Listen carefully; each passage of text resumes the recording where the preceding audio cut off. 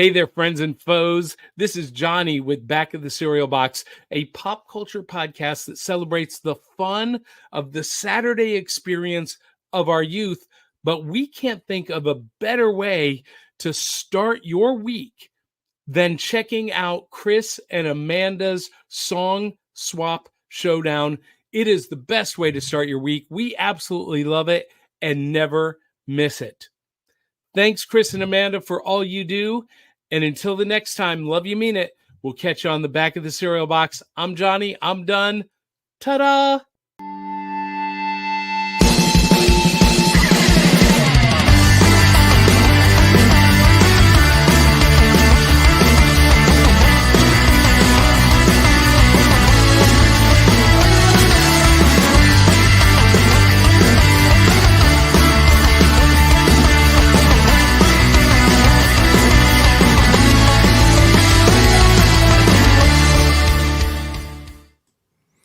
Well, good morning, everybody. How are you? Once again, thank you to Johnny from Back of the Cereal Box for cutting that awesome opening. Hey, if you guys want to do an open like that, let us know, man, because we'll totally play it. I mean, it's the only one we got right now, so I'm just keep using that one. I love it. So yeah, welcome everybody to Song Swap Showdown, your weekly musical throwdown show. We are so happy you could join us here today. Hello to everybody who's hanging out right now on the live feed. We appreciate you getting up with us on a Monday morning at 8:15 a.m. Eastern Standard Time and starting your week off with us, hanging out, spending some of your precious time with us. And thank you to all those who are checking us out on the go wherever you get podcasts. Song Swap Showdown is, as I said, your weekly musical throwdown show where Amanda and I each swap 3 songs with each other that we may or may not have heard before, and we rate those songs in a scale of 1 to 5 records, with 1 being a hard pass. That's a skip. Ew. Skip it. Skip it. Skip it. Skip it. All the way up to 5 beautiful records, which is heavenly music to our ears. That is right. Going on the Eternity playlist, that is a 5-record tune, ladies and gentlemen. And we've had many. Children of all ages. Yes, we've had many 5 records on this show. And so how do we pick the songs? Well, it's very simple. We spin the wheel of themes at the end of every single episode, and the almighty wheel, much like the almighty Oz, determines, far be it from us to, argue what the wheel picks, Right. picks the theme, and then we go off into our little spaces and we come back and we go, here's 3 songs that we thought. So that's what we do. That's how we do it. And then we listen to those songs about 1,000 times over. And then we come back on here and we rate those songs on a scale of 1 to 5 records. Really simple show concept. Really, that's it. Song Swap Showdown. There you go. It is really simple and so much fun. And It is. I love our weekly themes. Because for those who don't know, when we first started the show, that theme did not exist. We just kind of pulled songs from here and there and then swapped them. And then the wheel emerged, to Chris's That's right. point, like the Oz. And it is a really fun part of the show. So hang in to the very, very end, because that is when we spin the wheel. And Yep. But Chris, Yes. you won't be here next week, will you? No, I will not be here next week. So we will be No taking spinning of the wheel today. July 1st off. Well, all right. So yes, and Well, maybe okay, no. sorry. So presumptuous of me. Sorry, Amanda. Sorry, Amanda. No. Listen, let's assume we're taking it off, but let me assure you, I'm gonna try my best to do something. At 8:15 next Monday morning. I don't know what it's gonna be, and if it's going to even work, because Chris has to show me all the things. We know Chris is the mastermind. He is like the Oz behind the curtain, right? Well, I pull some of the strings so that way Amanda could be the real talent of the show. Stop. That's not true, because the talent is you for sure. So I'm going to give it my best attempt to do something. It might just be that I actually just make it go live and then it ends. I don't know, but I'm going to try my best. Well, I will be there to support you every step of the way. Well, I will be there to where support are you you. going to be? Because Mark Ronick here is leaving a comment this morning saying, Yes. good morning, swappers. And That's right. Where are you going to be? Because you will be with Mr. Mark Ronick. I will be with Mr. Mark Ronick this coming weekend because I am one of the featured presenters at the Empowered Podcasting Conference, and I am super, beyond excited to be down there and presenting with some amazing creators. So I am just even more excited to actually meet everybody and hear their presentations and get all super psyched. So I am pumped. Yeah, the Empowered Podcasting Conference happening in Charlotte, North Carolina. As of this recording, it's going to be this weekend coming up, which is August. I'm already 2 months ahead. June 28th and 29th, or 20. Oh, man, I can't even get it right. See, this is the morning here. Mark, help me out here, buddy. He's only going to be there. He's only going to be there. Yeah, I just know I'm getting on a plane and I'm going there this weekend. He's leaving on a jet plane, and he knows what day he has to be there to do his thing that he's doing. Yes, I know I have to do my thing on Saturday. June 28th is June 30th is Thank what you. Our good friend Mark is saying. Yeah, so go to empoweredpodcasting.com. Something like that. So he hits these buttons really great. We just hope that he gets on the plane and gets to the places. So I'm gonna have my wife with me, so she'll make sure I get to be where I have to be, because she's really good at keeping me on target. She'll do a great job. Yeah. Oh yeah. No doubt. I did put it in the chat, by the way, the link to the to the conference if you guys want to check it out. But yeah, I'm excited. So I'm gonna be on a jet plane heading down to Charlotte, and and I will be coming back on the 1st, which is why I can't do the show. But Amanda, that girl is stepping in. I figure, why not? Why not? There's no reason. Chris goes on his own and makes magic happen when I get sick or something. So there's no reason that I can't pretend to be Chris on those days and make magic happen too. You don't have to pretend to be. You just be you. You just be that girl. So I'm going to keep it a secret what I'm going to do, because I don't know yet. Well, it is 4th of July week, so I would imagine, and I'm just going on a limb, I think it may be something very 4th of July-ish. I'm guessing. And there is a lot of country, patriotic type of stuff. So that could be a very, very good contender. So if you guys want something, though, specifically, listen, I'll listen. And even if you come in as hard metal suggestions, I might even take that road without Chris, too. She might, which would be even funnier. Like, Chris, I need you for this one. If you were waiting for an all-country episode with Amanda, this is your opportunity, folks. For sure. I mean, we've done all country episodes, but without my nonsense, actually hearing from somebody who knows what they're talking about. But what is today's show? Speaking of themes and all this stuff, because I know. I was just getting ready to say I've got a handful of country on my list too this week. You and do. Why is that? Because this wheel spun last week and it gave us 1986. So last week we did 1960, the year 1960. A couple months ago we did an 87. The wheel really likes a year. So it said, you will do 1986. And guess what? We're doing it. So I've pulled a couple great songs from 86. I feel like you've pulled a couple great songs from 86. 1986 to clarify. Because we're going to be at 2086 before we know it. Yes, we are. We seriously, at this point, we're cruising through the years. But that's a great thing about the shows that focus on years, is because it really is unlimited, and we can go back.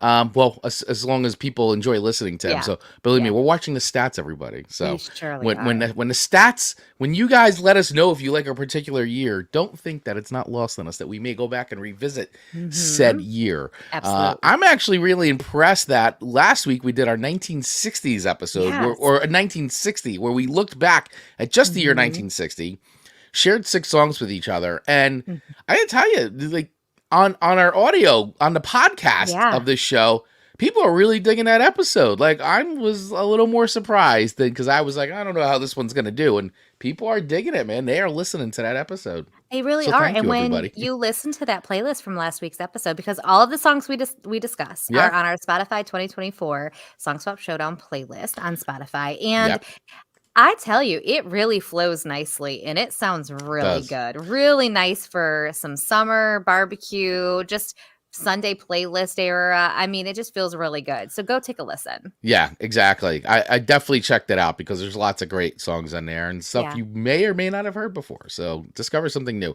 Ian checking in from Australia saying, I'm not sure my brain will be following the show in 2086. Yeah. I can't say that. I agree. Yeah. There is no way Amanda's making it to 2086. Let's just be real. Yeah. Ian is asking if you're live in the if you're living in the shop now. Is Amanda living in the shop now? I thought first is she live in the shop? But if you're actually living in the shop, I'm not quite living. Although some weeks it feels as if I am in like the best way possible. I just love it here. And Dave coming in once again with another clever pun. Good morning, sound switchers. We gotta collect all these, man, and just like put them all out on like t-shirts or something. I don't know.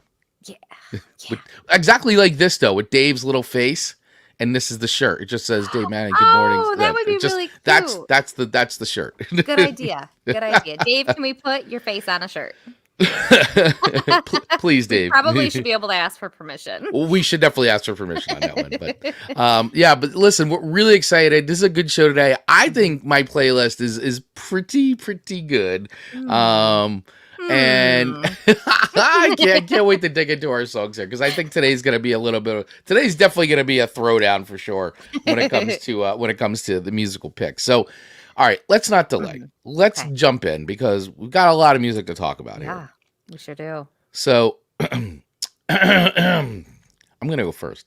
Okay, if you don't mind. I don't mind because that means that we start with Miss Reba. We do start with Miss Reba McEntire. Yes. With the song "Whoever's in New England."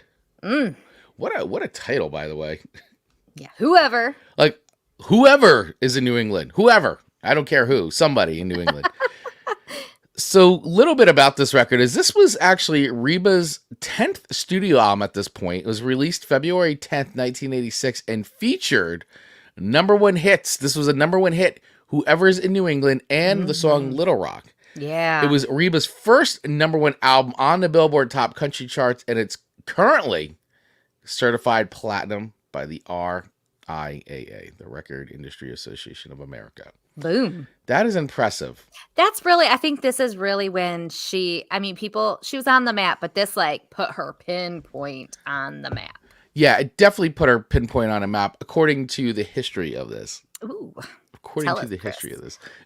So, listen, here's the thing. Okay. So, here we go. I'm just going to say this, and I know a lot of people are going to come at me because I'm saying this. Because, listen. Peppermint essential oil. Yes, going. Get your peppermint essential oil. All right, I'm ready. Take a nice sniff. I don't know how this song became #1. Stop it right now. How is this a #1 song? I mean, it's definitely, I don't know. It just. All right.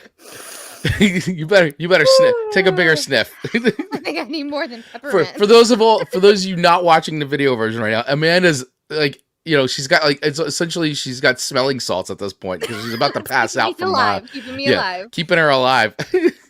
No, I think this is a song that's good for you. I would never choose to put this on. Oh my gosh. Okay. Listen, you've heard me on the show before. I got nothing against Reba. I think Reba she's a legend. She's got an amazing voice. She's a good songwriter. She collaborates. Like, I had nothing against Ms. McEntire. She's country boss through and through. However, this song I think is not good at all. I don't like it at all. I'm not feeling this one. And I listened to it quite a few times because I know, listen, we're back. It's 80s. So believe me, I get that.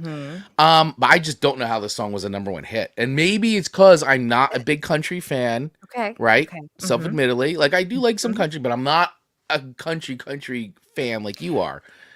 So I could not connect to this song. And I did not like it.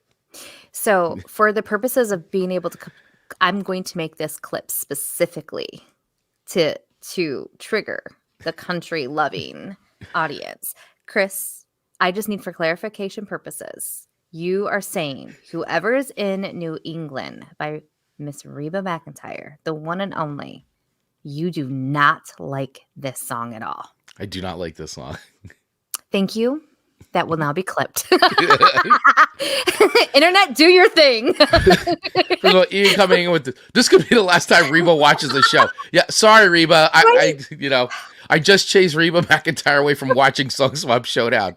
We lost Madonna a few years ago. Not a few years ago. We lost Madonna a few months ago. We sure did. With Amanda's polarizing body shaming comments.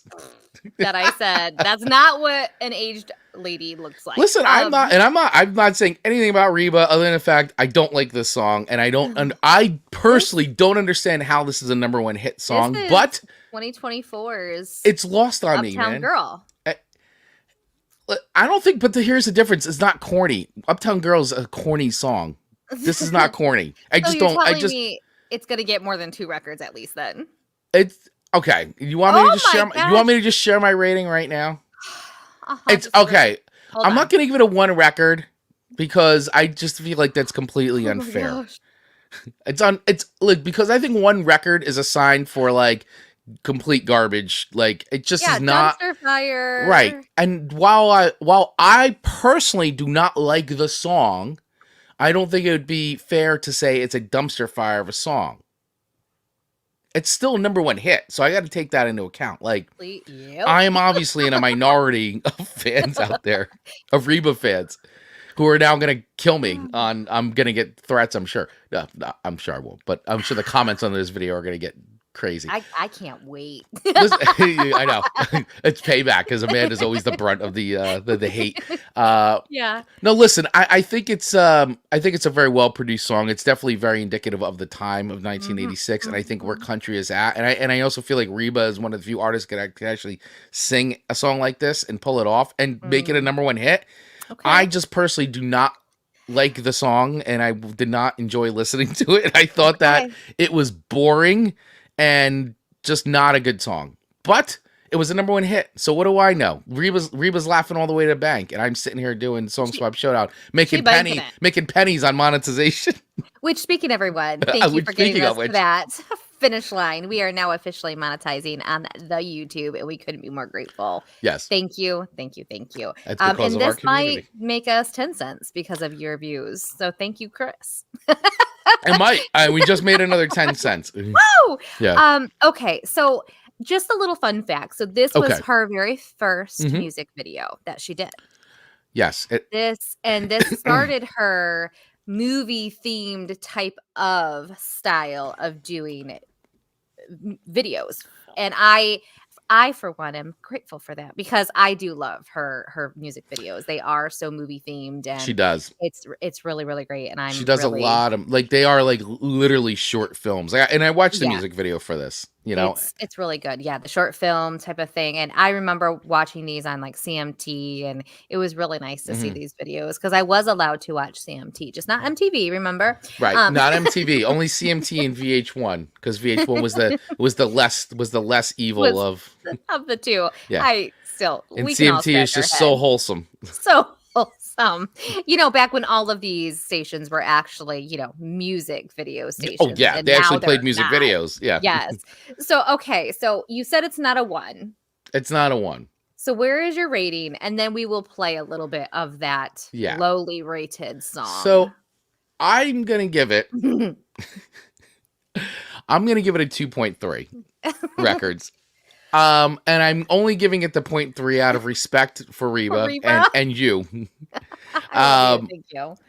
Okay. Because, like I said, listen, my rating is objectively based on my taste. Fair enough. And that I just didn't like the song for me personally. Right? And I listened to it. I really gave it a chance. I just did not like it. But it's not lost on me. That's a number one hit song. And that, you like it. And it's something that's great for you. And I'm glad that you have this song. All right. So everyone listening. To kick off our playlist with. Chris is going to play a little bit of what he considers a 2.3 record song this morning. What I consider to be a 2.3 record song. I just want to clarify. Yeah, I just got to. This is not the overall thoughts and opinions of the Song Swap Showdown. It's just Chris's. No, it's just me. And look at her. I love that dress. I guarantee that dress is going to come back in style. That's so 80s, man. It is. 80s is coming back, though. 80s is coming back. All right. Yeah, let's play a little bit of this song so we can Whoever's hear. in New England by Reba. Finds better things to do. It's not too late, 'cause you'll always have place to come back to.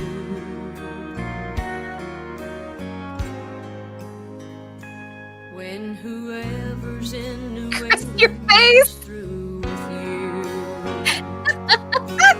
All right. Chris can't even tolerate playing enough. He's like, I can't be nice and then play more than that. I just don't like it. I'm not alone. Mark Ronick, we'll be having a conversation through text later on. Will Chris be back in 2 weeks after this rating? I don't know. I've been replaced. It's gonna be a flat version of me on the screen, or just a thumbnail of like what I used to look like. You guys are all gonna have to wait 2 weeks very patiently to see what happens with Chris. As Amanda fires me from the show. You guys think you guys want to know who runs the show around here? Never. I gotta get a DM.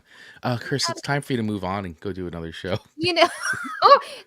I'll put this into, I will accept this as revenge for the first few episodes of the Swap Showdown when I was really harsh on your song choices. If you guys want to go back to the original, the start of where we came from, the first 10 episodes. The first 10 episodes, Amanda was doing a lot of growing, and Chris was too, musically. Yeah. Like, we were really being exposed to a different type of music very painfully in the very first episodes. Yes, DJ plays favorites. Was that Reba? Yes, that was Reba McEntire. That was Reba McEntire, whoever's in New England. That's who that was. DJ plays favorites. Thank you for tuning in today. Yes, appreciate you. We're in a heated debate. And just heated as it gets here on this show. We literally started off the show with a bang. I just gave Reba McEntire's whoever's in New England a 2.3 record rating out of 5 because on a number one hit. I just don't like it. I just didn't like it. I always objectively listen to things, and I give very honest, transparent opinions, but I struggled to find things about this song that I actually enjoyed. Okay, fine. So now we're moving on to Shot in the Dark by Ozzy. Great, fine, go. Here we are now. Oh, yeah, now here we are. I set the tone, and now it's going to be, well, guess what? I hate all your songs. I really liked this one at first, but now. But now it sucks. No, I think for those who have listened to past episodes, I have a special place in my heart for Ozzy. Yeah, you do. I did not really pay attention to him in his early years. I feel like there is a Ozzy timeline, and I did not really understand Ozzy and become attracted to Ozzy until he had that reality show. Sharon! Ozzy as the TV star, not as the musician. Correct. So I really think, and I like Ozzy when Ozzy's just singing. And he's not in, what was that band that he was in? Black Sabbath? Well, whatever that band was that I didn't really like. I'm just being nasty right now. You're just being nasty because you tried to shake because you didn't like the Reba vibes. Yes. Maybe I should have let you go first. I like Ozzy on his own, if I'm being honest. I feel like his vocals really clearly show. He sings some different music. So I actually really enjoyed this song. I hadn't heard it before. Okay. I hadn't heard it before. Yeah, I didn't hear it before. People are really reacting to our show today. Well, so you not watching, and this is on, I think that this was, because this was 86, Ultimate Sin came out, and this was Ozzy's second record post, well, I should actually say third record post Randy Rhoads. There was a live record in between that he did because he went out there, he played all these Black Sabbath songs, he had, Brad Gillis from Night Ranger play guitar. He was just in this he was obviously super depressed, almost pretty much hung up music because the whole Randy Rhoads dying in a plane crash thing. Sure. After resurrecting his career, my God. almost completely left music again. Yeah. And then he did Bark at the Moon with Jakey Lee, was totally revitalized. That album really put Ozzy back. And then Ultimate Sin to me is a really awesome, I think, what you just said, Ozzy being a solo artist, I think it was a really great mature step for him musically. Yes. Jakey Lee, I love Jakey Lee's guitar playing, and this record to me, as far as being a guitar player, is incredible guitar because it just sounds so good and guitar playing is solid. Ozzy sounds clean, like his vocals sound clean. It's a really well produced record. And this song is actually, for being a quote unquote darker kind of a song, very poppy, very catchy.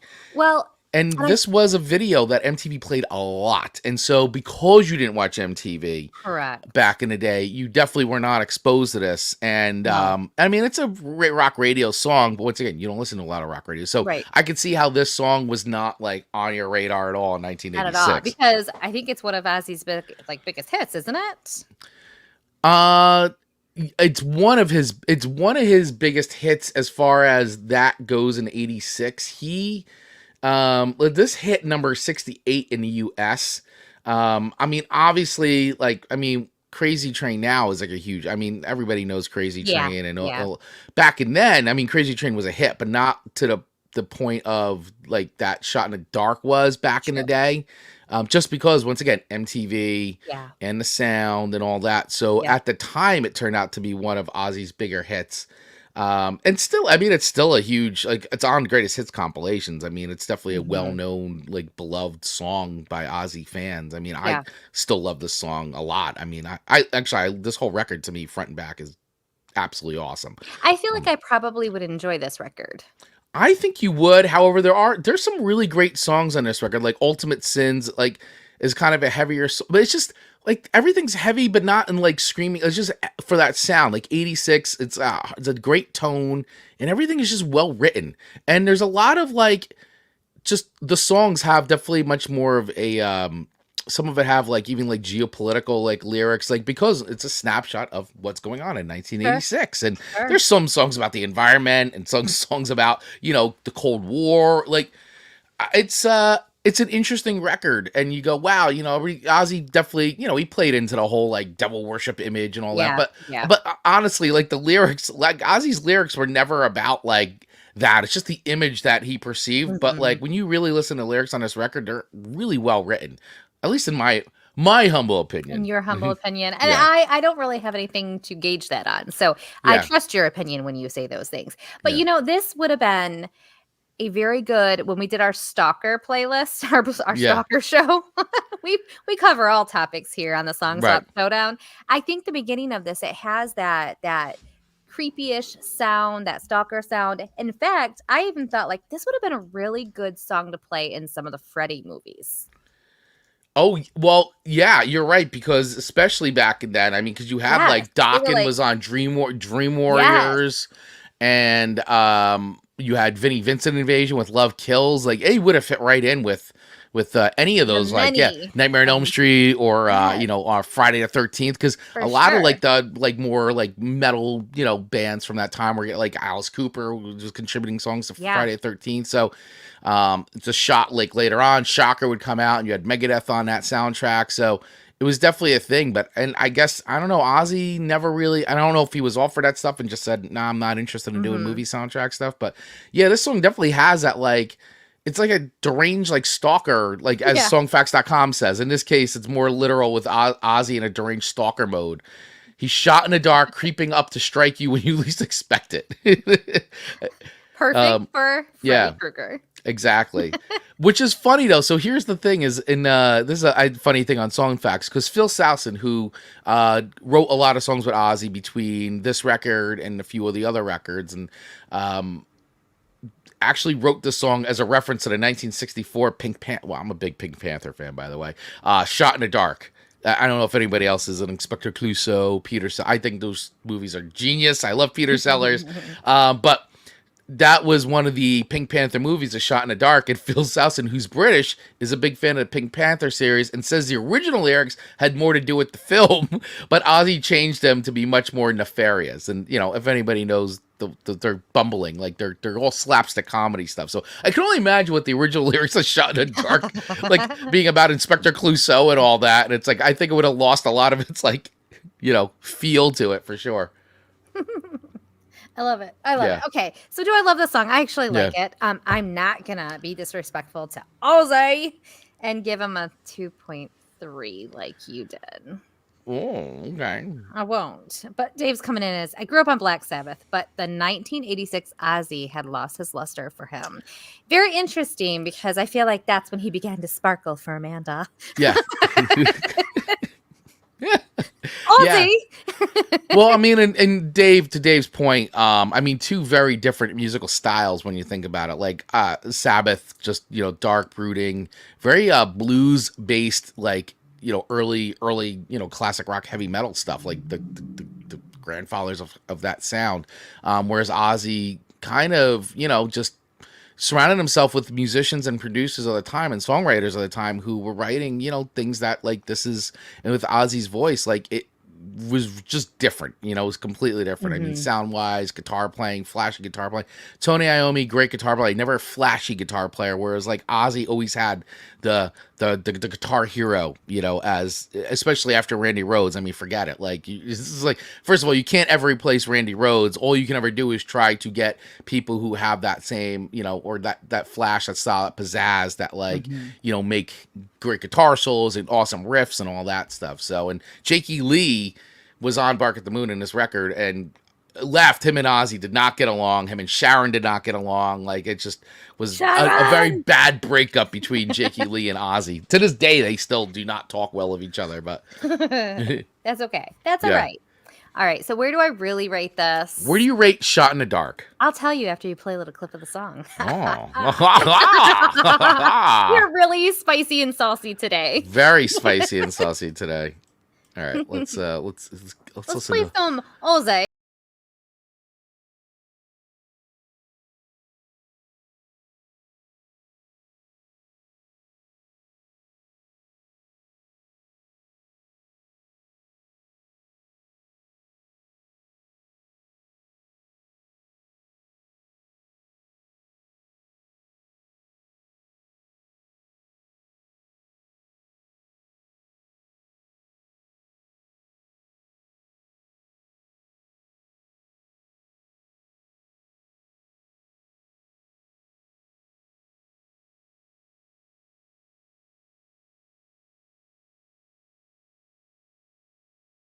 To better indulge in Ozzy.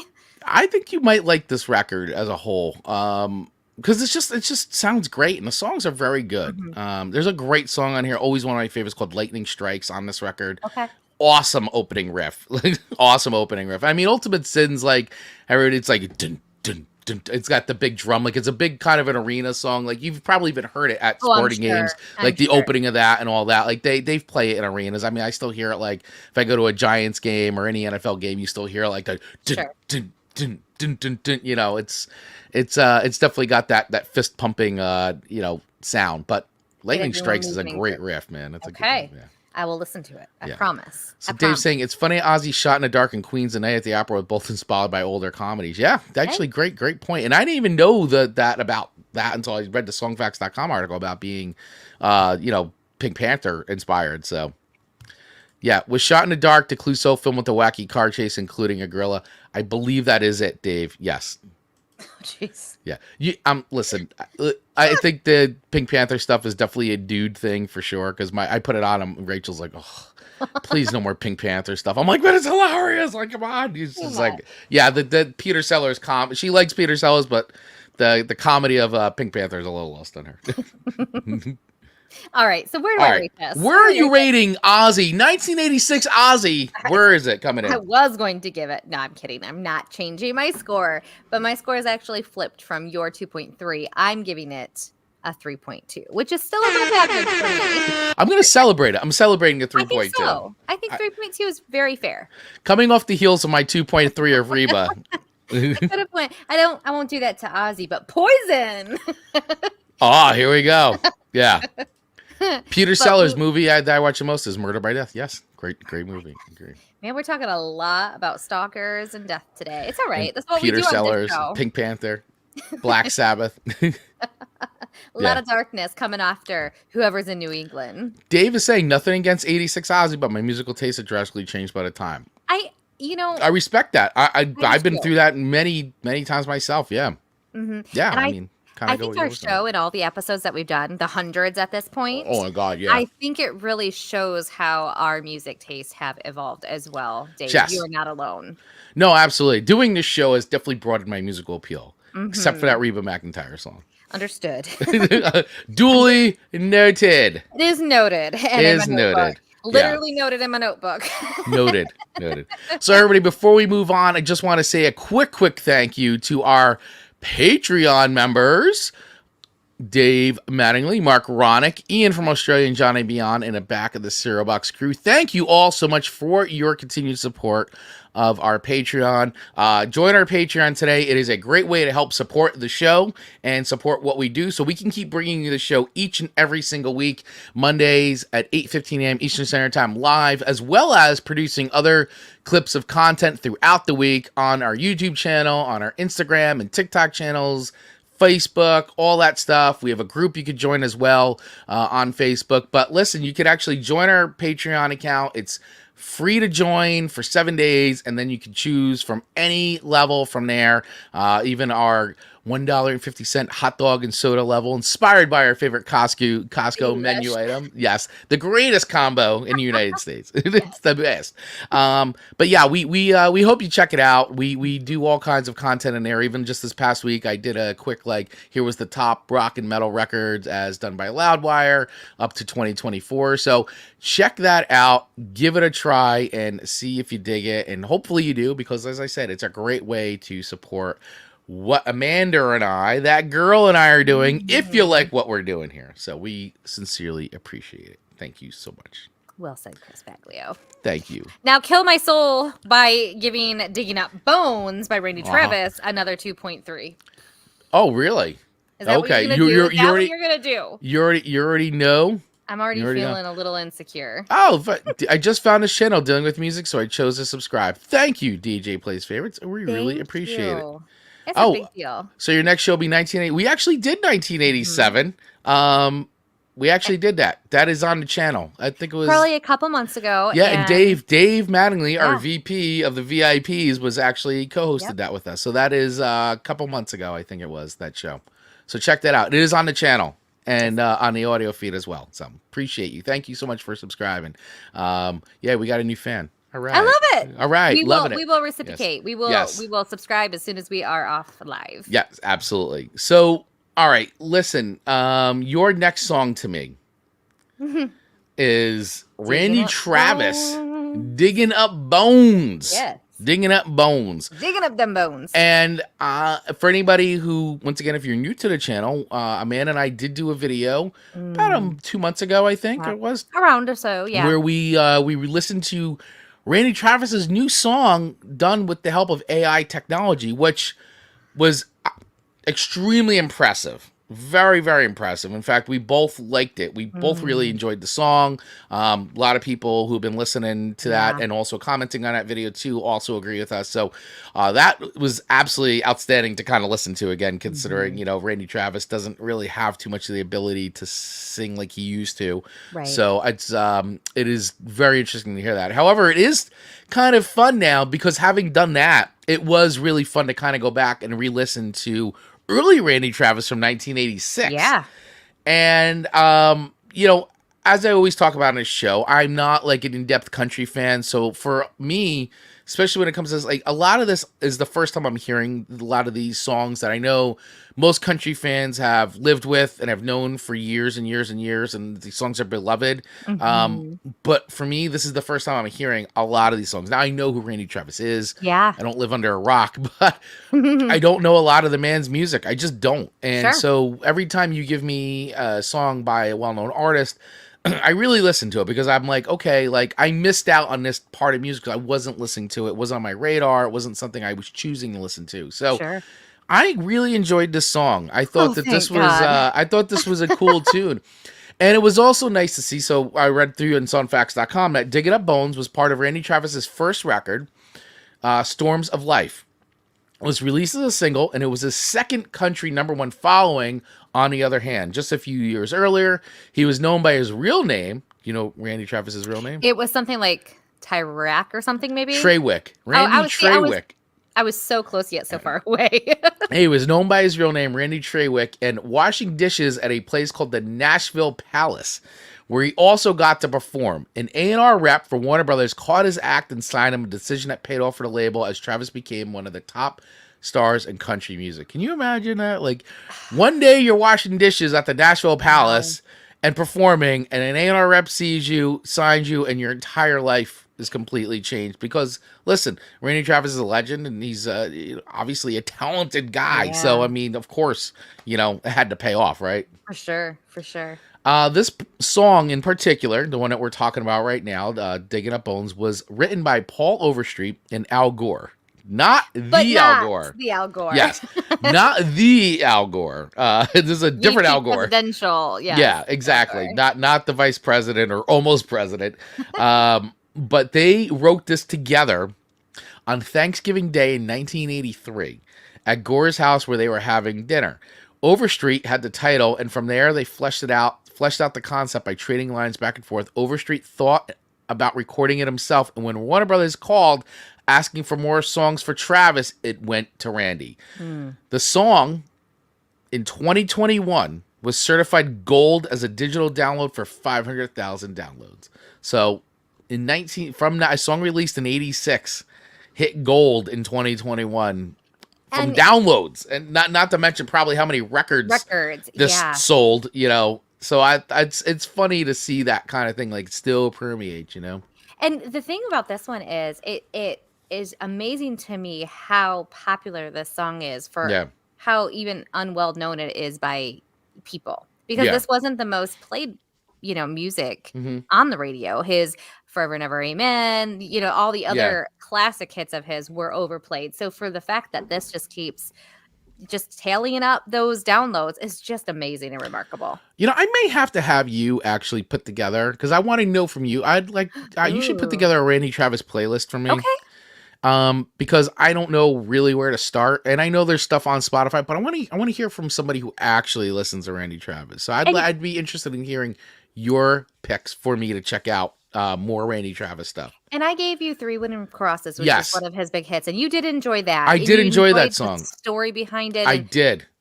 His songs really have that story approach, and I'll do that because I do think you'll enjoy them very much. Yeah, I'd like to check out some more Randy Travis for sure. So, but I want to hear from somebody who's an actual like a fan who I don't mind if you put deep cuts on there, because they're deep. They're all deep cuts to me. That's right. I love it. I got the. They're all new. Here. Yeah, I going in with fresh ears. But so let's check out a little bit of this tune by Randy Travis. And you know what? I think the thing too is his voice. He's got such a warm voice. Yeah. And I think too that also makes it like. I think when he does the storytelling, you get there. By the way, I love this cover. It's right. It's great. It's great. All right, so let's play a little bit of this. He's an old soul. He is.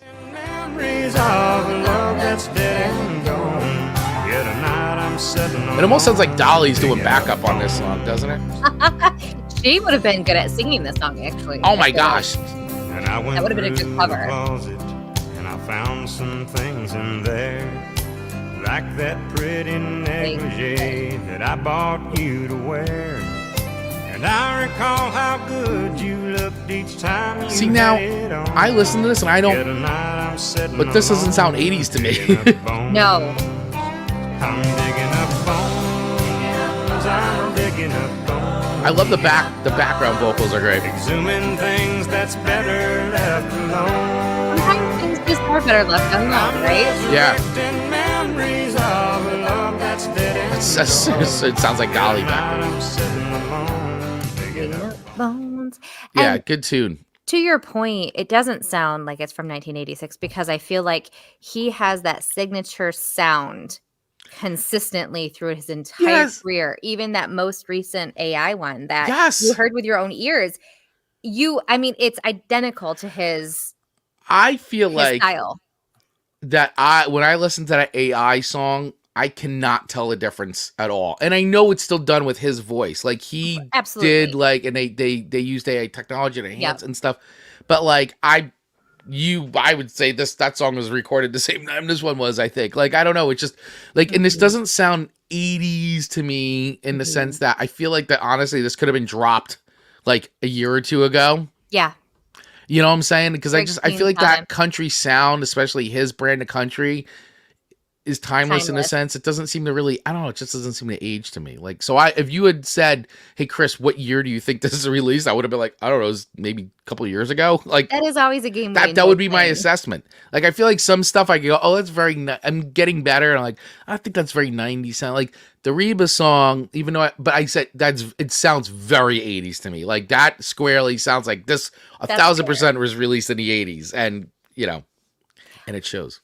Maybe one day we'll have to do an episode of what year do you think this is from? And we can play that game. Songs. Yeah, you can you just select a whole bunch of country songs and I'll guess what year it's from. Yeah, I'll load up the playlist right before the show, so you can't. That's a good game to play. We'll play it. I think that'll be fun. All right, I'm down for that game. Are you guys into that game? Because you guys can see where I try to guess what year this country song came out. You're pretty good at the 90s country. You really are. I feel like I can kind of pinpoint a lot of that, but then again, I'm not. I've gotten better because of this show. For sure. Yeah. For sure. So, all right, everybody. Well, my rating on Randy Travis's Digging Up Bones on a scale of 1 to 5 records is more than 2.3, please. I give it a 3.8.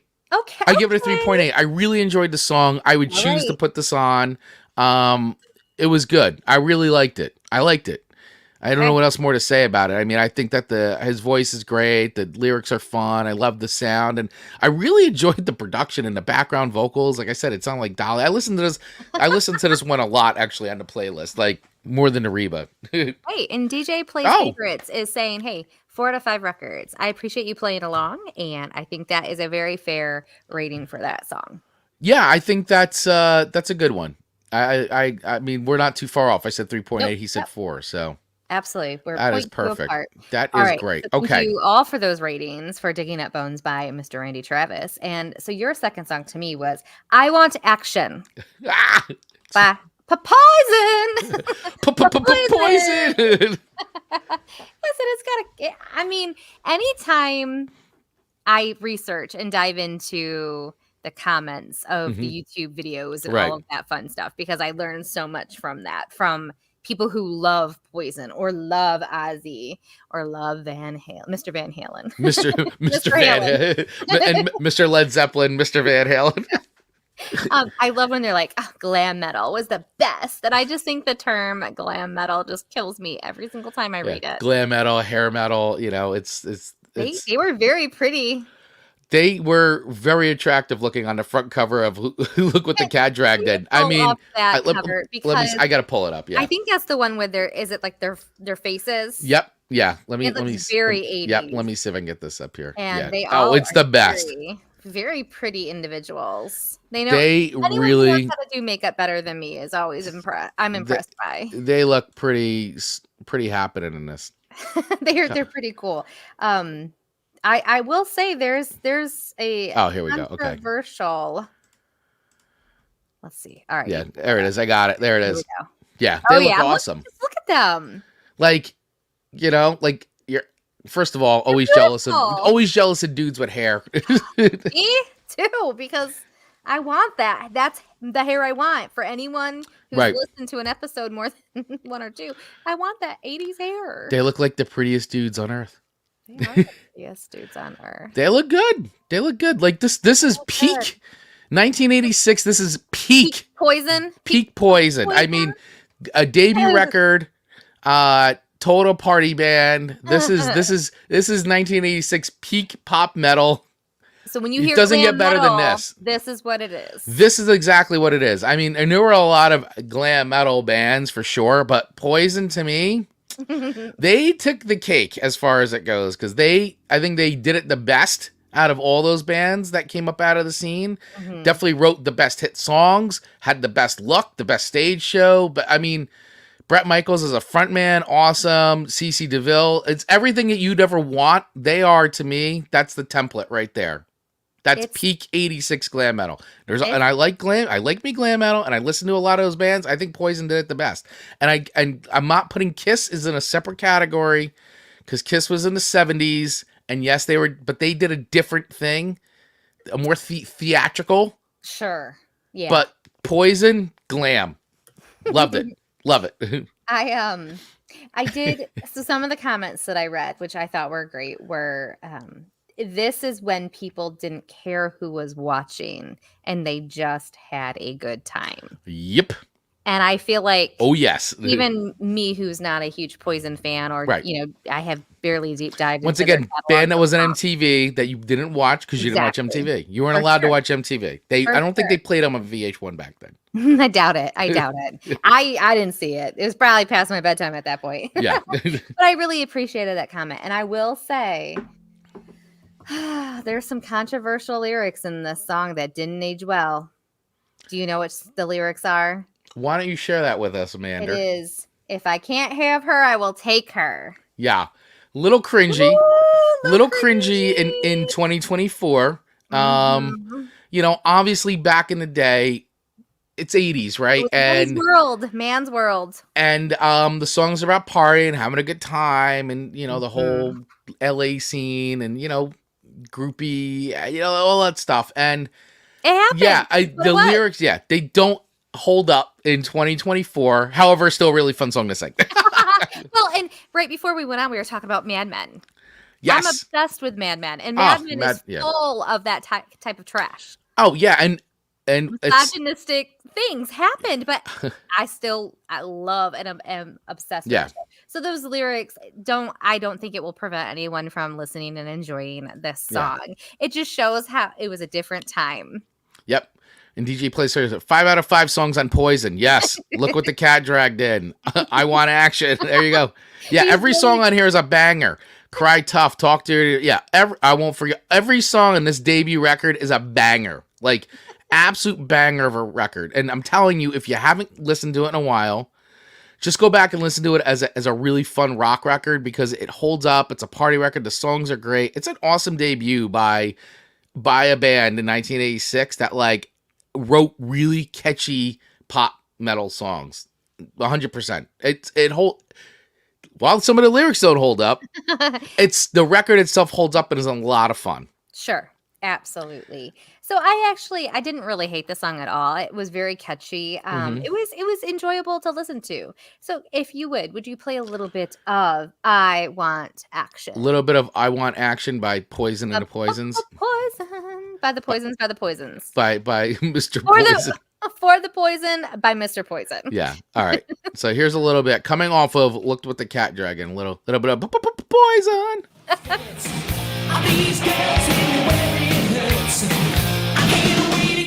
This is how it's from the video. Won't give up till they get it. It's a little cringy.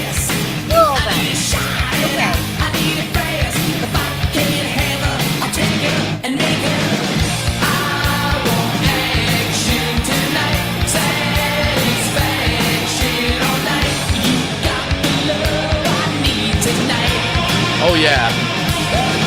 Woo-hoo! Who am I to interrupt your love for this song, Chris Faglio? Yeah, I mean, listen, it's yes, the lyrics have not held up, but it is still fun, and who doesn't want some action? That's right. I mean, it's sung by men. It is a song by men, written for men. Yeah. That one. Yeah. I agree. Great to see live. I've seen Poison live probably about 5 or 6 times in my life, and they have never disappointed. And still a band with all their original members, unbelievably. And they, I got to tell you, man, if you get a chance when they do go on tour, I mean, these guys are getting a little older, but they leave it on the stage, man. They come out there, they play the hits, no filler. You're guaranteed to have a great time. Everybody's singing. It's a complete party. Always put on a great stage show. So that's excellent. Yeah, I would always say that they are definitely worth the price of admission every time. They really put on an awesome show. What would be the going rate of a ticket price for someone like Mr. Poison? Well, nowadays too, a lot of these bands, they go on package tours now. I think it makes the most sense. You'll see them play with something like Def Leppard. They did a tour with Def Leppard, and I know right now it's like the Motley Crue Def Leppard package, or it was last year. It was, and so you'll see like a bunch of these bands from the '80s kind of banding together and doing tours. I mean, back before that, if Poison was going out on their own, you could probably, I mean, this is now a few years ago now, but you could probably score anywhere between like a $40 and $60 ticket. Okay. Nowadays, it's probably going to be more because all the fee stuff. So, I mean, you're probably looking Yeah. at like $80 plus. It's still very affordable though, this because I've point, yeah. seen some of these $50, tickets yeah. are outrageous. Yeah, I mean, I wanted to get tickets for the Sammy Hagar Mm, doing with Michael Anthony, so kind of doing Yeah. a mix of Sammy and Van Halen tunes. Yep. And that show here in New Jersey, all the secondary market tickets are going for $400. And I go, are Sammy Hagar? Come on. I'm gonna be I will do my classic move. I wait till the day of the show and buy tickets for like $40 or $50. Sure, for the people who the Yeah, last minute. I'm like, they can't come it's and like stuff. no one's buying. Forget it. I'm not. It's a whole other rant. Anyway, so You can save that for your Van Halen song. I'm gonna save that for my Van Halen rant. So listen, Amanda, Yes, that yes. girl. Where do you rate I Want Action on a scale of 1 to 5 records? I'm going to probably give this like just a 3.0. Fair. Let's all remember if I would have listened to this probably season 1, it probably would have been like a 2.5. Probably. We were Probably. flopping out 2 ranges pretty frequently. We are much generous now that our music has expanded. Well, I think I'm not going to say we've gotten used to each other, but I think that Yeah. we have, because we've heard each other's musical styles, Yeah. we've definitely grown as not as snobby as we used to be. Yeah, the Band-Aids Yeah. were ripped off and now the wound has Amanda lives a little less under a rock than she used to. absolutely. It does not. I can't tell you the last time you gave me a song that makes my ears bleed. I was going to say we went from this is just the evolution of Amanda, ladies and gentlemen. I just want to say, when our first show, we talked, like, I don't think Amanda even knew what she was in for when she recommended that let's do the show together. And my first playlist of songs included Kill Switch Engage, and she must have been like, oh my God, is this what's going to happen? All the way up to now, we're looking at Falling in Reverse videos, Knock Loose, which is like one of the most extreme heaviest bands out there now. Yeah. Ice Nine Kills videos, and Amanda Which is like I love. into it. So Oh my gosh. goes to they're show the phenomenal. evolution. Goes to show the evolution.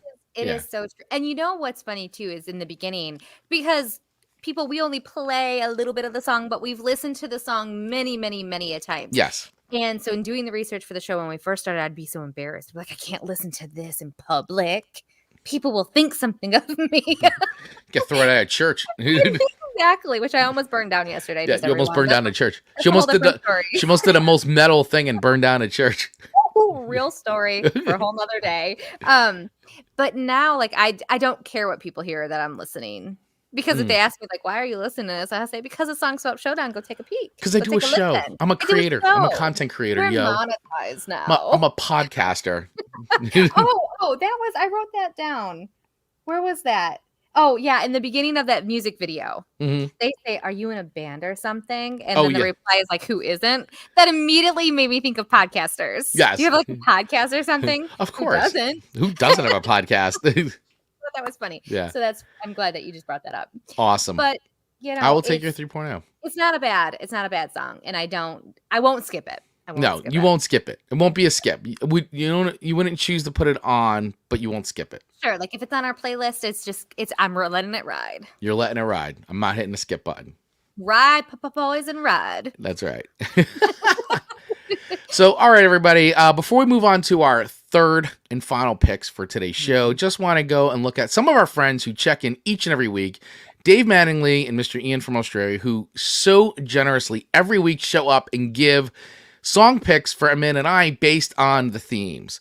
So, of course, in Dave Mattingly form, the VP of the VIPs, Songs for Chris, based on our 1986 theme here, is Art of Noise, Paranomia? Or is it supposed to be Paranoia? Paranomia. I don't know the song. I know the band, don't know the song, so I will have to check that out. Lace Rita Misuko, Seis Kome Ka. I'm the worst, by the way. Don't ever ask me to do anything in foreign reads because I'm the You worst. always take the hit on these. Thank you. I always take the hit because if you think I'm bad, Amanda's even worse. Yes, you And Amanda. Simon F., who we've covered because he did that Get Out of London song that we Yes. that Oh my is God. on. Yeah, great video. What a We whirlwind. were like blown away by a video. What We're like, happened? what's happening in this video? Simon F. Here Comes My Laugh and the Smithereens. God bless the Smithereens here, New Jersey boys with Groovy Tuesday. Smithereens, great, always a solid pick. A band that I feel like gets forgotten a lot. And they really shouldn't because they wrote some amazing power pop songs. Great band. All right, so his picks. Oh, more picks for Chris. Sorry. Oh my gosh. Oh my goodness. Whoa, Dave went into overdrive mode. Chris, Depeche Mode, New Dress. Great song, Dave. Agree. Love and Rockets, Kandali Express, Ministry, Over the Shoulder, and Ministry at this time in 86, sounding more like Depeche Mode, kind of. Not like the Ministry that we would get with like NWO and all that stuff. More of the 80s. Definitely 80s synthwave Ministry. And Stan Ridgway with Just Drive, she said. Man, Dave coming in with all the recommendations. I see so many recommendations here. Thank you, Dave. All right, so now for Amanda, he says Book of Love, Witchcraft. I can't wait to listen to these. The House Martins, Happy Hour. Talking Heads. Hey now, kids version, by the way. Ooh. Kids version. And They Might Be Giants. This is a good Boat of Car. They Might Be Giants has got to be one of the weirdest bands, and they're just so awesome at the same time. They're so great. Their kids' records are phenomenal, by the way. Absolutely phenomenal. All right. And for Dave, for more songs for Amanda, Shoy, Away, REM, Fall on Me, Smiths, There's a Light That Never Goes Out, and Wooden Tops, Get On It. Getting like 8 apiece this week. Yeah, or Get It On. Sorry, Get It On. Ian, for our friend Ian from Australia coming in. Picks for Amanda, True Blue, John Williamson, Throw Your Arms Around Me, Hunters and Collectors, and Sugar Free, Wah Wah Nee. Wah Wah Nee. For Chris, No Lies, Noiseworks, Darling It Hurts by Paul Kelly and the Colored Girls, and Good Times, NXS, and Jimmy Barnes. Very good. Definitely and great Ian NXS left picks. a comment on our Facebook page where he said he would like everyone to know that the highest selling album in history by an Australian was released in 1986, Whispering Jack by John Farnham, which reached 24 times platinum in sales in Australia. That's huge. Oh, you put it here. I screenshotted it so I didn't forget. I didn't see the comment. Thank you, Ian, for that little bit of history there. That's huge. That's a lot of sales. Yep. That is a lot of sales. Very, very big. I love that. Very big. We love all the recommendations. Thank you all so much. Yep. Ian, much love for Hunters and Collectors. And, of course, NXS Barnes Club. Yeah, the NXS Barnes, great stuff, man. Going back and re-listening to like older NXS is awesome. And by the way, Kick is still an amazing record. So love that record. Great record. Okay. Let's get into our third and final songs for each other. We're going to wrap it up, you guys. We're wrapping it up. Here we come. Coming into the home stretch here. Your next song for me, third and final song out of this week's Songs from 1986 is On My Own. Oh, yeah. By Patti LaBelle and Mr. Yacht Rock himself, Michael McDonald. I mean, whoo. Save the best for last.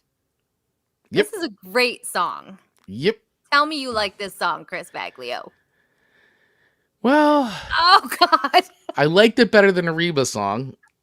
Are you serious? I mean, listen, I think Patti LaBelle, I listen, there was something written about this song, and I think that the assessment is correct on this. I feel like that with this song, no, this is seriousness. I do feel like that Michael McDonald being on this song really helps the song out a lot. I think that when they said that the original version of the song was kind of just all Patti LaBelle, it doesn't really do much. And listen, I'm like, yeah, I could see that. And I think having Michael McDonald's voice on this song, not that Patti LaBelle needs help. I'm just saying the song itself needed a little something.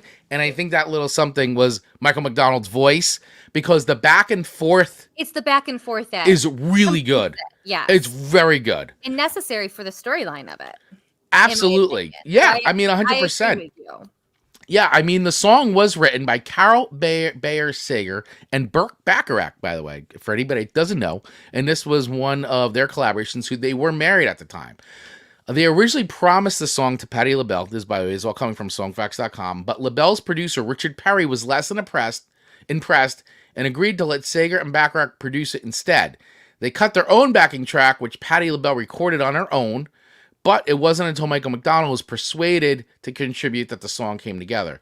The storyline of the song is rather vague, but the couple had something special that is now gone. They are both on their own, looking back at what went wrong. In one of McDonald's verses, he says, "It's like a divorce, but they weren't ever married."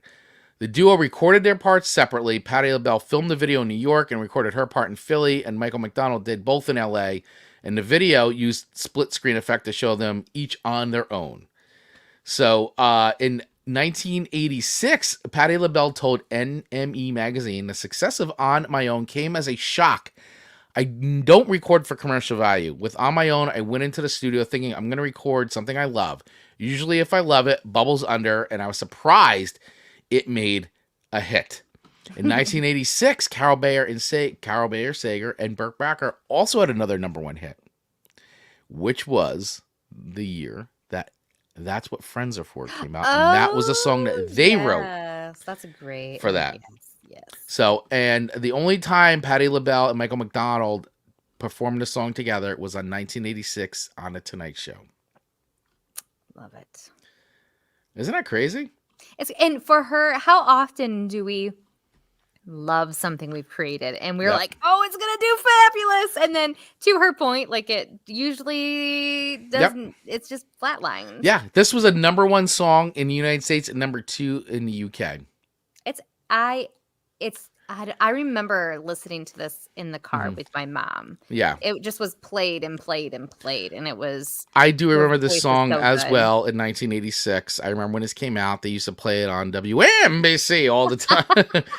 But it was on all the New York stations. I mean, it was on all the time. But yeah, I do remember this song. I had not heard it in a very long time. I think probably since back in those days, because you know, it's just not in my periphery of anything I listen to, nor does it ever get recommended. So I really hadn't heard it in quite some time. And I agree with Dave. No denying that Patti LaBelle has a great set of pipes. I mean, Patti LaBelle, I mean, Lady Marmalade, I mean, awesome singer. Awesome Beauty singer. and talent. Beauty and talent for Yeah. sure. So let me play a little bit of this. And I know this is absolutely 1,000% a song that will get dumped. So we'll tighten it up real quick. We're gonna tighten this one up because I can guarantee this is one that's gonna demonetize the show. And cut. Yeah, That was and enough. cut. Yeah. Hey, did you guys like that? That was good, right? It sounded great. Yeah. All right. It's such a signature sound too.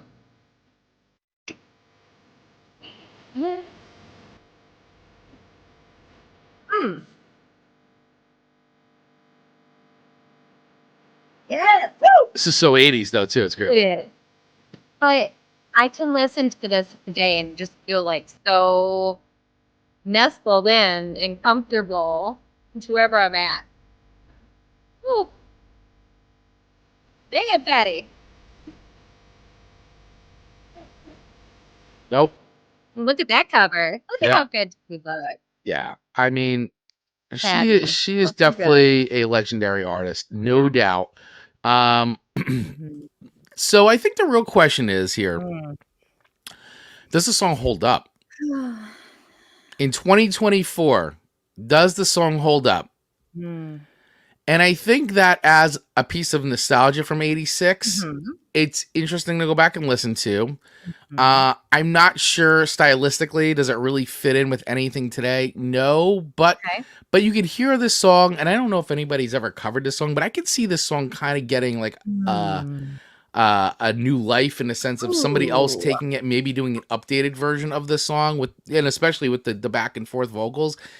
I wonder who would be good to pair on this song together now, right? Today. I can envision this going country. You think so? Because I feel like there would be good duos in country. I don't know in what other genre the matchup like between Patty and Michael was so effortlessly like placed. Right. I don't know that I could. I don't know. I feel like country would be the good place for it to naturally go now. Right. While also being distinctively different enough, not taking away from the original that was just so phenomenal by them. Yeah, I'd be interested to hear an updated version of this song and I what agree. would be done now. Good thought. Good thought. And I think that the one thing against this song right now is the fact that I think it's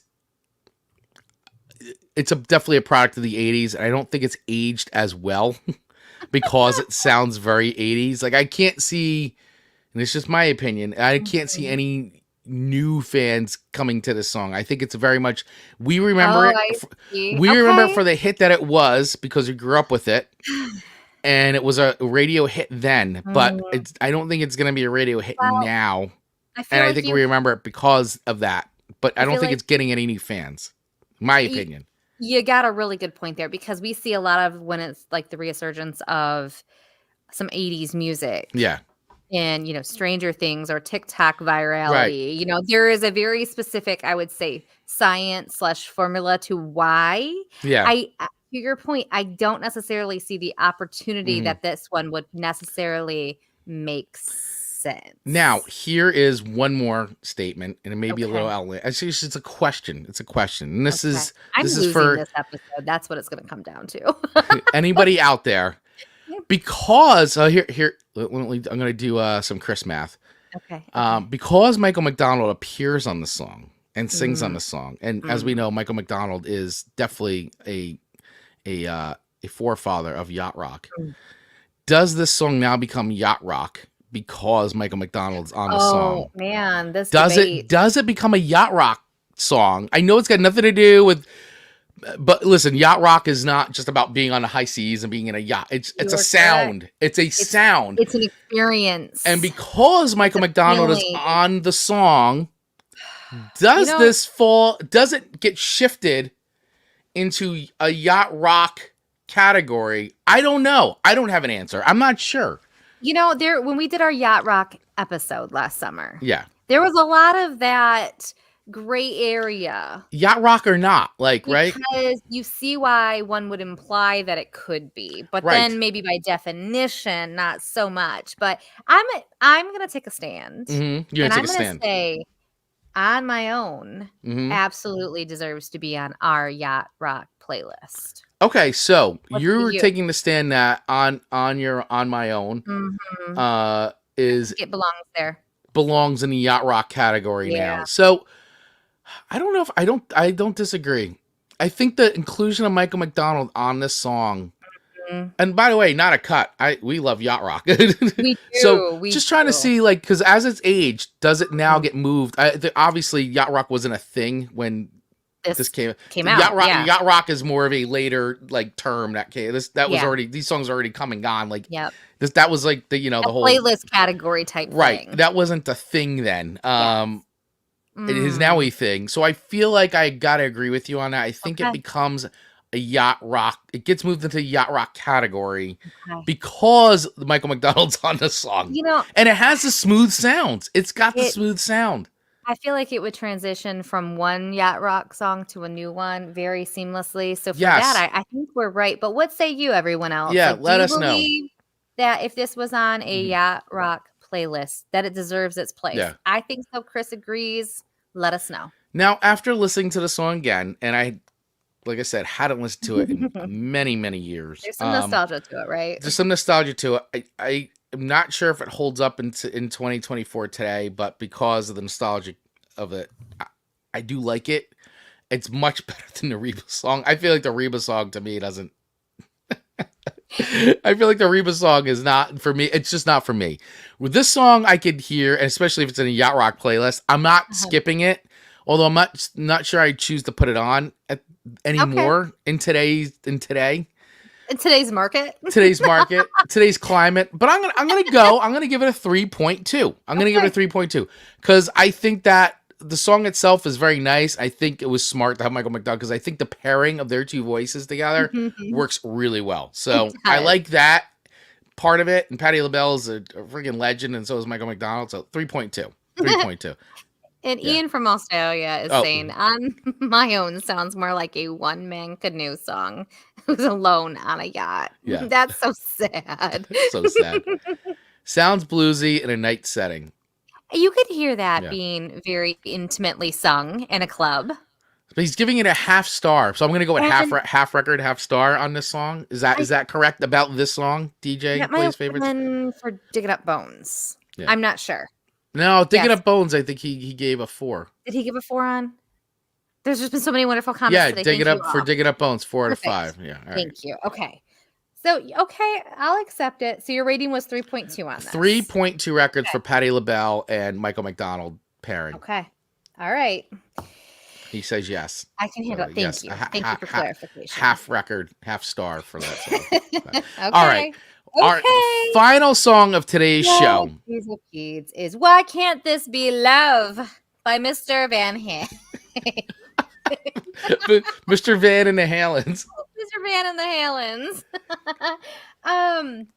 As we discussed in more recent episodes, I feel like I really enjoy the post David Lee Roth Van Halen. Right. Sorry, just giving you that because I was like, oh, you got it right. You were like, thank you. Yeah. I feel like we discovered I don't dislike them as a whole. I more enjoy that later period when Sammy comes in. Yes. And I'm really proud that I'm even able to navigate. I know and say you're. those- I am enjoying listening to you saying Thank this right you. now. What would be I'm even feeling cooler so good. is now that you've got Now you've got David Lee Roth. You could say DLR or Diamond Dave. Oh my gosh. Okay. All right. I'll get there. I'm gonna Yeah. get there. Yes. Yeah. So I'm enjoying that. So why did you add this to this week's song? I was intrigued because I feel like there had to have been others from 86 that you maybe would have chose instead of this. Or was this was not the only song from them in 86, right? No, so a couple reasons why. And I started talking about this last week on our last episode. So 1986, big year for Van Halen because this was the first record with Sammy Hagar debuting as the vocalist post David Lee Roth exiting the band. So 1984, their record comes out. DLR, Diamond Dave, comes out, puts Van Halen on the top of the world. Like massive, massive record. And then unheard of, David Lee Roth leaves the band to pursue a solo career. And everybody's like, what is going to happen to Van Halen? And there's a whole kinds of the lore of like them auditioning singers. And even, Patti Smythe was almost going to be a singer. I mean, they were going to do an all-star record with all guest. I mean, it was so like the lore is very, very vast with what they were going to do.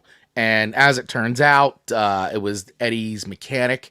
Both him and Sammy had the same mechanic who worked on their Lamborghinis. And and we're basically like, oh, Sammy, you and Eddie, and they got connected. And I mean, come on. Yeah. That's like the Randy Travis situation. Yeah. It's crazy. It's crazy. It's absolutely crazy. And what was great is that Sammy, already having a successful solo career, coming off of his huge record, VOA, which had, I Can't Drive 55, like everybody knows those.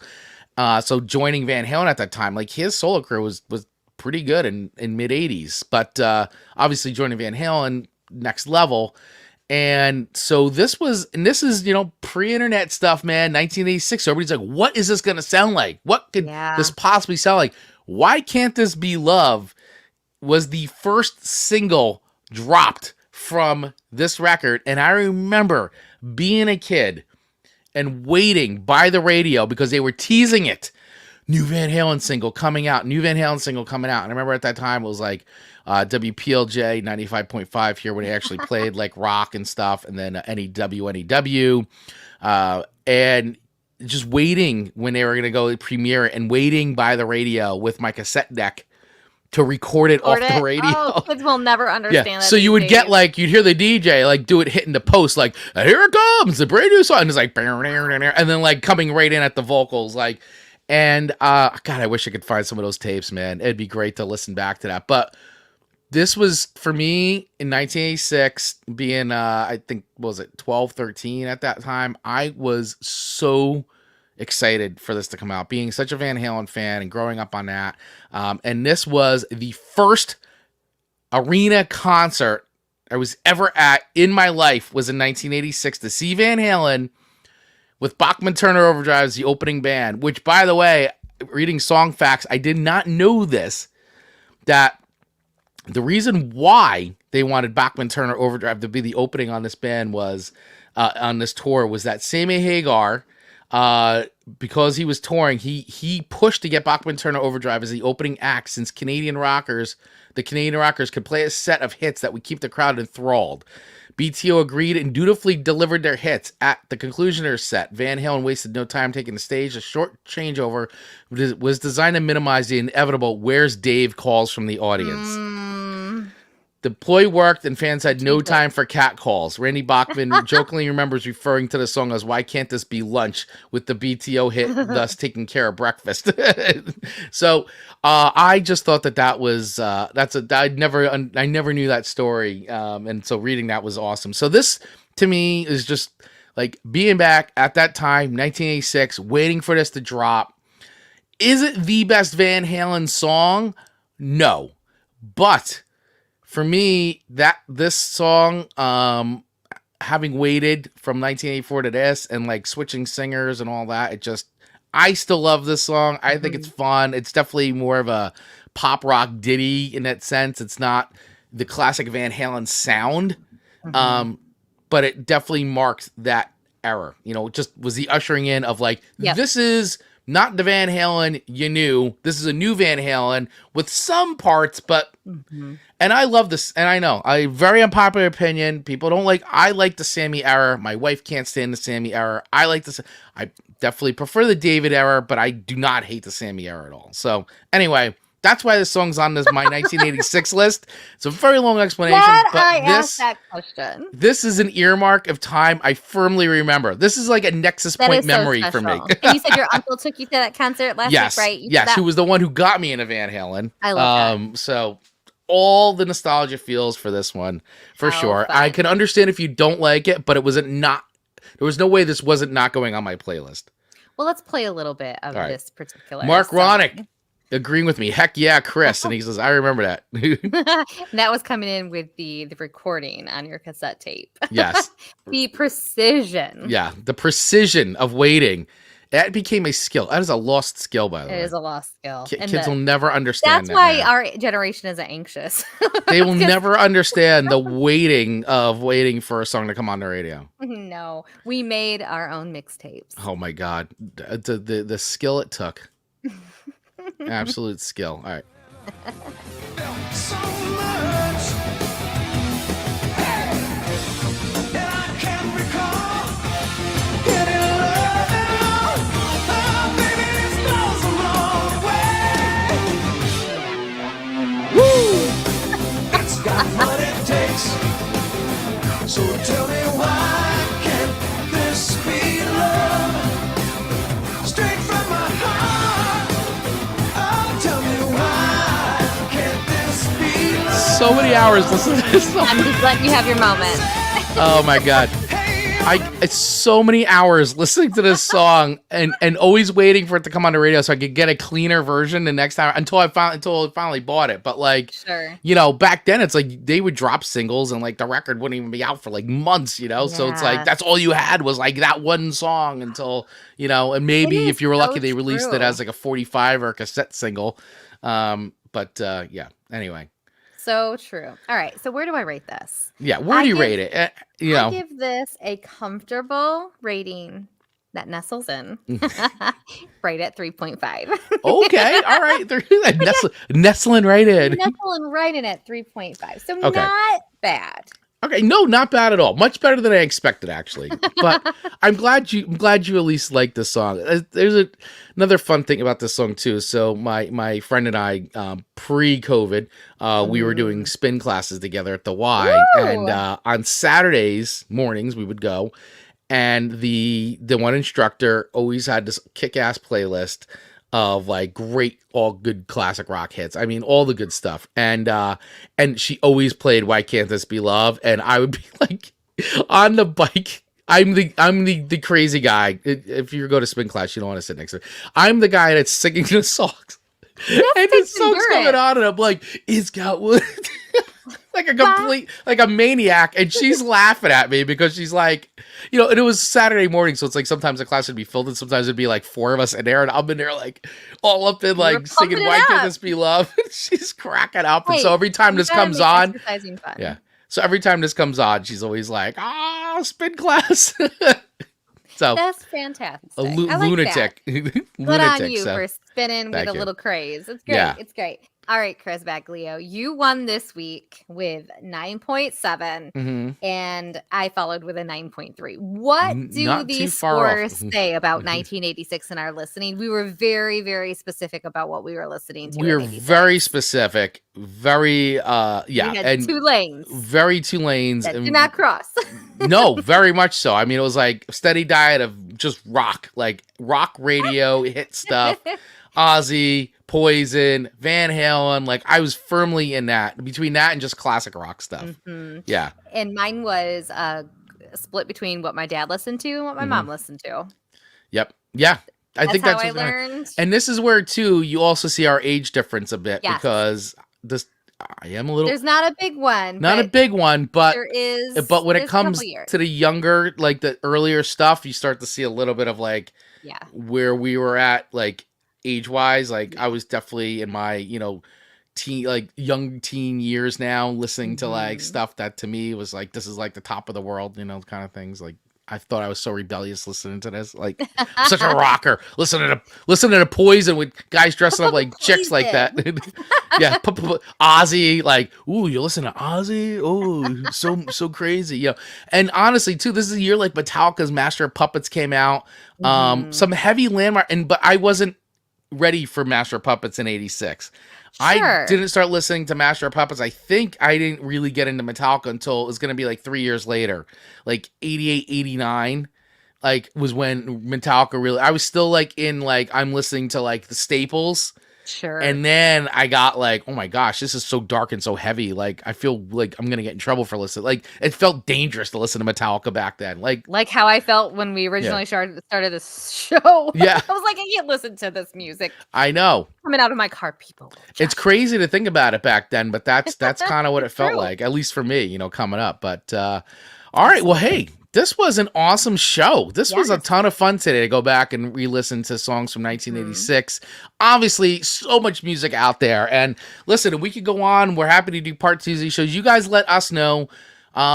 Because we base it on what you guys like. So if you guys like episodes like this and we see you engaging with them and we see you liking it and re-listening to it, and we will do more of these. So you let us know. We're very democratic here at Swap Showdown. Of course, we normally spin the wheel of themes at the end of every episode to pick the following week's theme, but we're not doing it this week because I won't be here, but Amanda has got something special planned. I'm going to for try our my live best, show you next- guys. Yeah, so she's gonna need a little help. So everybody show up. I will try my best to show up. I will try my best to show up. Maybe if maybe I'll make a guest appearance on my phone. That'll make me be all nervous. But no, I appreciate everybody hanging out with us today. Yeah, Thank you so many guys good comments. so much. Yeah, awesome comments. And DJ Plays favorite saying 1970s, and we've done, I think. We can do some strolling through the I think 70s. we've added some of those to the Wheel of Themes too. I Yep. think 1974 is on there, 1978 is on there. I think Yep. there's a few 1970s years on there. And that's DJ. That's one thing that we do. We take listener recommendations to put on the Wheel of Show themes. Yes. So if you have recommendations, put them in the comments, send us a message, do whatever you want to do, and we will add them to the list of Wheel Show themes. That is correct. That is 100% correct. All right, everybody. Hey, well, thank you all so much for hanging out with us today. Really appreciate it. If you're watching us on YouTube, please make sure you hit that subscribe button and that little bell so that way you get notified when we go live and when we drop new content on this channel, which we do regularly every single week. And of course, if you're listening to us anywhere you get podcasts, hit that follow button so that way you also get notified when we drop episodes on to the feed. And with all that being said, Amanda, any final words? No, this was just a great show. I appreciate everyone tuning in and engaging. It makes it so much fun for us. Absolutely, 100%. And just to answer this one last question, how about certain bands? Yes. DJ Plays favorites, yes. And also, too, we do a lot of it in our Patreon account as well.